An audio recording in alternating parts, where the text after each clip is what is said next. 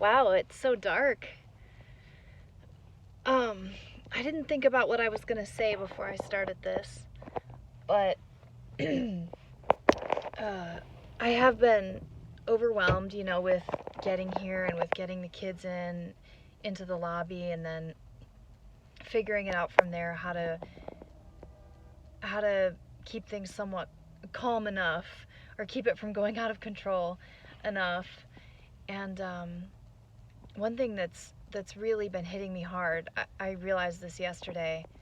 I started thinking about Adriana's little seizure spells that last a few seconds, and they've been happening so much lately. And then, like I said, she even has started falling. She's fallen and hit her head several times. But I started thinking about that, and I thought, well, maybe it's not her medication, because Aaliyah has these little episodes, and she's not on the medication. And then it hit me, and I thought, when did Aaliyah start having these episodes? After she started Trileptal, after she started this medication. And I realized this may be a side effect that hasn't gone away or may not go away. And it totally freaked me out, because, I've learned about certain meds, if you have involuntary movement or something like, related, you're supposed to call your doctor immediately and quit taking it, because it might become permanent. So all that came back to me, and just a flashback, and I just started freaking out, because I thought, oh my gosh, have we been giving them medicine that is going to create permanent involuntary movements, and make them like have little seizures all the time, even after they stop taking it? And it made me feel horrible, and it made me feel worried, but I guess that's horrible. And I I thought about that for a while, and I felt upset that we'd ever put them on medication. I putting Aaliyah on Trileptal was a fear response. Um, she had been on Keppra, it wasn't working. We weaned her off Keppra. We had high hopes for neurofeedback. It didn't do anything for our seizures. And Aaliyah got the flu. This is in 2019. She got the flu, and one night, this is the first night she had it, so the first night she had a fever. I slept in the same bedroom with her, and I remember she fell asleep really quickly, which is unusual. And she had kind of like a strange sound that kind of sounded like snoring, and but a little weird. And I just remember being so tired, and I just went to bed. And then I woke up, I think, like at some point in the middle, like maybe at, I don't know, 5 a.m. maybe, and maybe 3, I don't know. But I just remember hearing it again, but not really being very lucid. And then when we woke up, JR felt her forehead, and she was really hot, and he was having a hard time waking her up. She was unresponsive. And I called the ambulance, and JR tried to, he took her to the bathtub to try to revive her. And I I was convinced that um,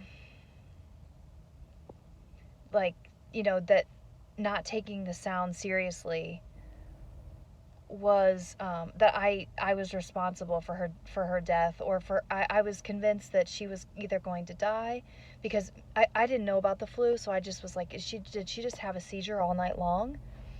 Um, and I didn't know if she, if that's what had happened, or if she was just gonna be like unable to even uh, interact with people. She would just be a complete, like, nothing, nobody home.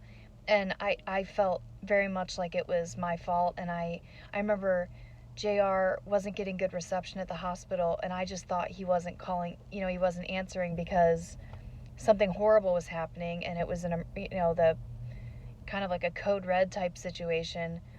I just felt horrible. And we'd had her off her seizure med because her seizure med was so like, I don't know which came first, whether her constant meltdowns and misery and seizures came first, or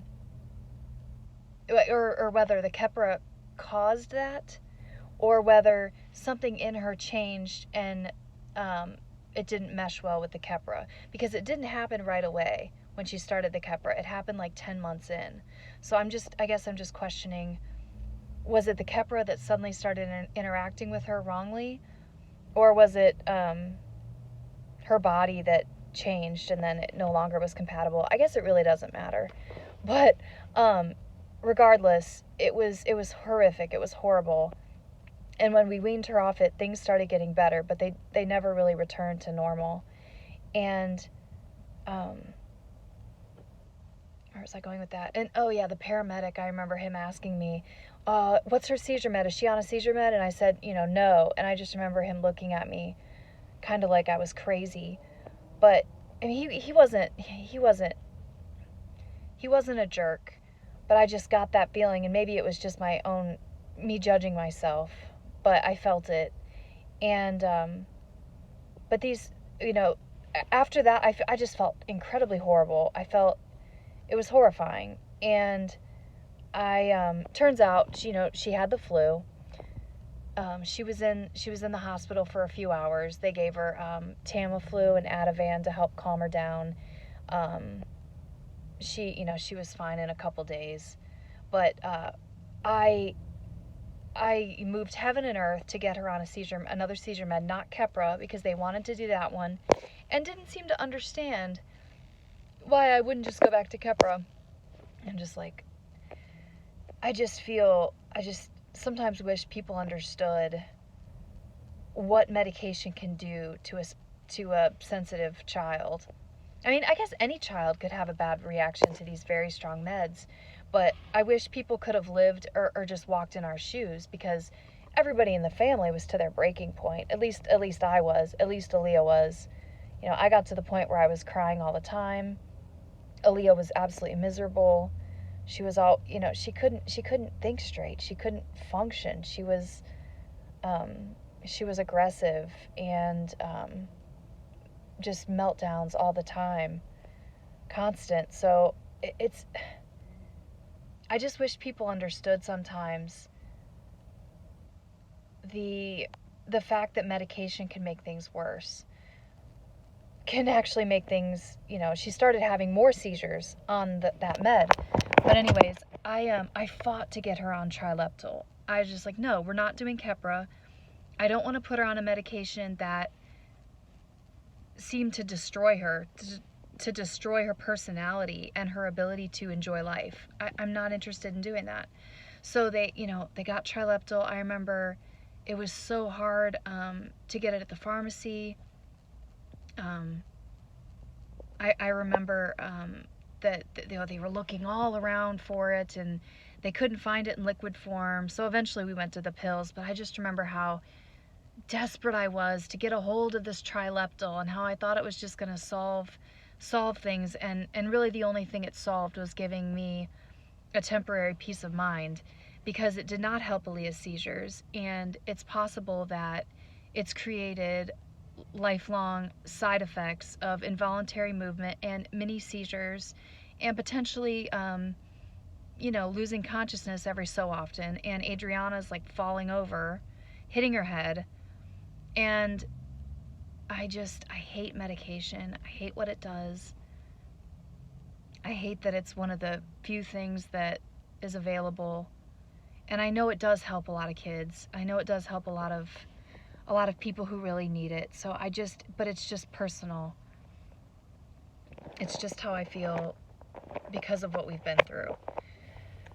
So, and I'm not saying I would never do another medication, but even supplements are causing seizures for Aaliyah, and they're reacting poorly with Adriana.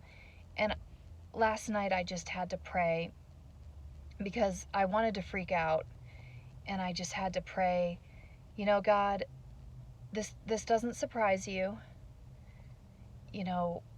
I think at the time, I think we needed to try something else. We needed to at least say, you know, we've tried several different kinds of these seizure meds and have had bad results, and they haven't helped.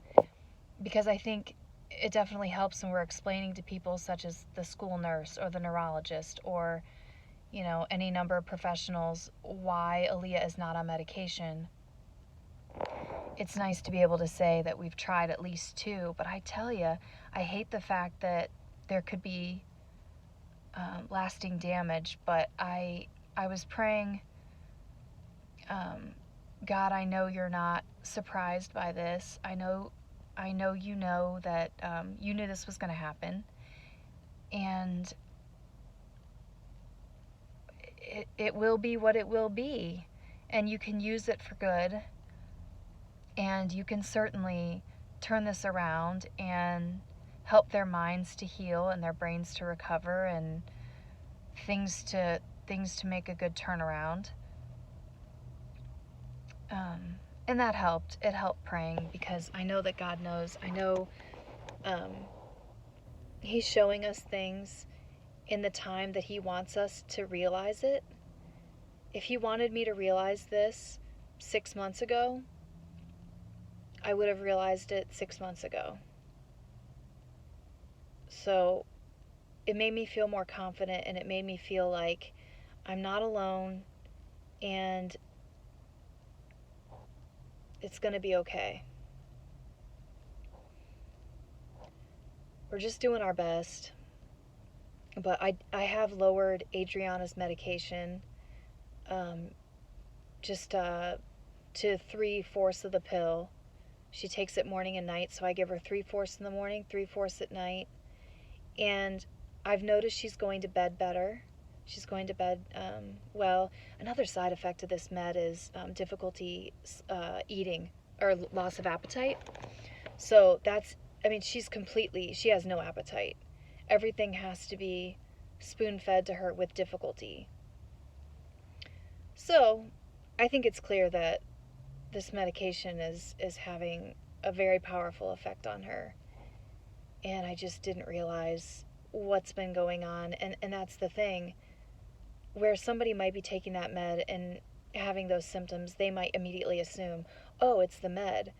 But for us, so many crazy things happen all the time that I wouldn't have assumed necessarily that, oh, that's definitely the medicine. I wouldn't have assumed that, because there's so much instability, and things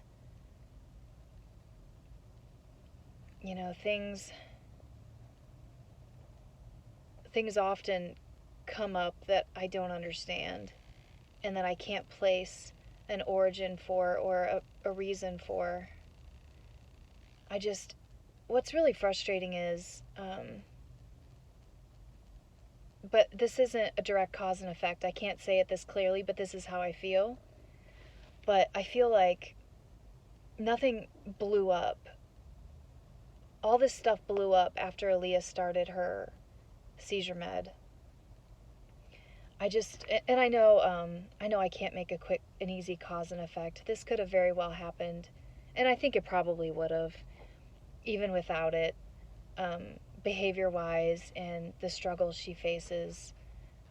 I think it would have happened regardless, but I wish we'd known about the diet and the way that could have helped sooner. But I think, as I said, that if God wanted us to know about the diet earlier, we would have known about the diet earlier. And, this is JR working from home. He's been doing that for a few years. But, before that, it would have been really difficult, because he's got all this energy and excitement for the research, and for he does so much cooking. Like I said, he's got the energy, the excitement, and he loves this stuff. But it would have been impossible for him to do when he was working regularly. And like I said, I will say we've learned a whole ton about what doesn't work, and we'll never question, what if we tried that? I mean, we've tried everything we could think of. So, and we've grown and we've persevered, and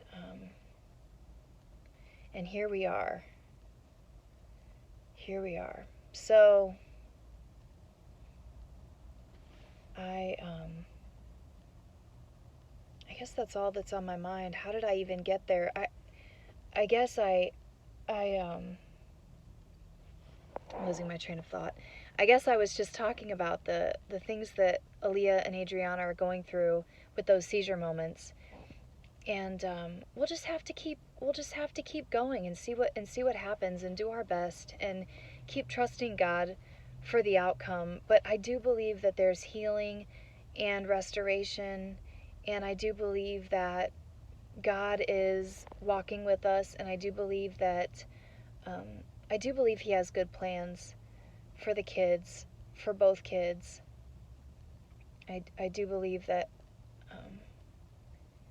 He wants them to have a relationship with Him, and I do believe that there's a future and a journey that's going to be,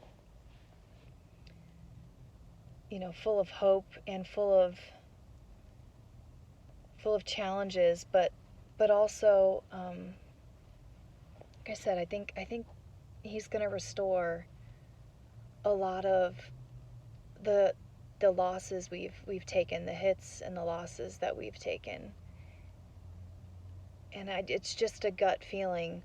It doesn't always feel that way. Sometimes it feels like everything's just going to be bad. But deep down, I just have a gut feeling that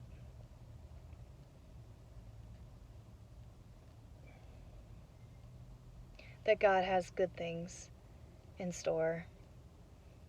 It doesn't mean everything's just going to be perfect and typical, and everything's just, there's not going to be any more challenges. I don't mean to say that, but I just believe that there are good things, there are surprises, and